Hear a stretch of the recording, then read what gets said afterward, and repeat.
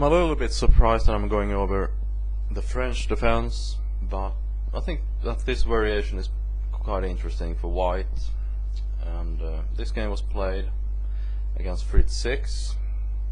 I was white, and I played this game almost, well, 7 years ago actually, in 29th of April 2001. And it was a 10-minute blitz game, and at the time, and still I am, experimenting with different openings, and I suppose at this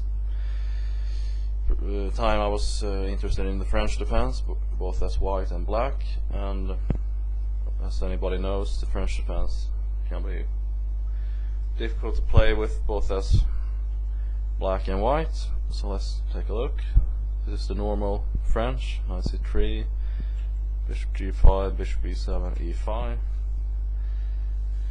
classical French. And here of course black will retrieve the knight to d7, and here there are a bunch of alternatives. The main move is the one that I played, bishop takes e7, but there's also h4, with the idea if black takes, then after h takes g, the h file will be open, and since black's queen side is not really developed much, then white could have a strong attack on black's king side, and also perhaps if knight f3 just loses time for black. So it's a well-known gambit. But in this game I played the main move, bishop takes e7, queen takes e7, f4, castles, knight f3, and the normal move c5. And this is a normal French defense setup, and as always black plays c5, and there's this tension in the center, and this is, as any French player knows, is kind of difficult to handle as white, because they always have to keep an eye on that pawn, and then for example sometimes there can be a knight on f5, c6, and there's quite a lot of pressure here on the d4 square. I play queen d2 with the idea of castle and queen side, knight c6, castle and queen side, knight b6, d takes c5, a little bit unusual, but that's part of the idea. Queen takes e5, king b1, king b1.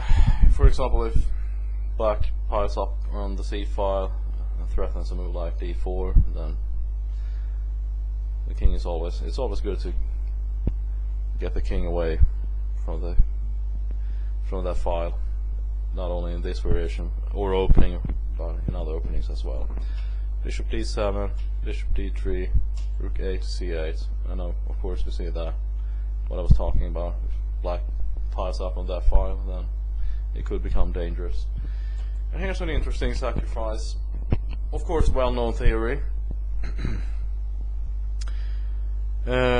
Black plays king takes h7 check. Okay, bishop takes h7 check, king takes, and now knight g5 check, king g8, queen d3, and rook f to e8. There's no time for a move like g6 here, because then white will just play queen to h3, rook f to e8, queen h7 check, king f8, and checkmate. So the only move is more or less the one that black played. And now check on h7, king f8, queen h8 check, king e7, queen takes g7, king d8, knight takes f7 check, king c7, knight d6, rook g8, queen h7, rook c to d8, g3, just protecting the pawn, knight c8, knight c to b5 check, king b8, knight takes c8, rook h8, queen d3, bishop takes c8, knight d6, and I believe that white is slightly better here. Some nice outpost, and maybe black can take sacrifice exchange in case. But there's no need here, of course, because white can't really do anything. It's a drawish game. The only threat white has is the fork, but of course the computer doesn't overlook something like that. Rook h3, a3. Maybe stopping a move like knight to b4 or whatever. Rook h d8, rook d2. Another move was queen d2, and then bishop d7. And white is slightly better. Rook d2, rook h takes h2. And this is equal, I believe. Yes. With the idea, of course, that black will win back the rook with a check over here.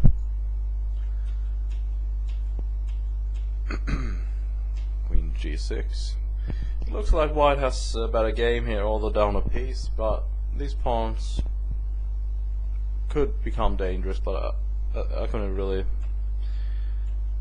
make anything out of that. It's very difficult, so I drew the game here.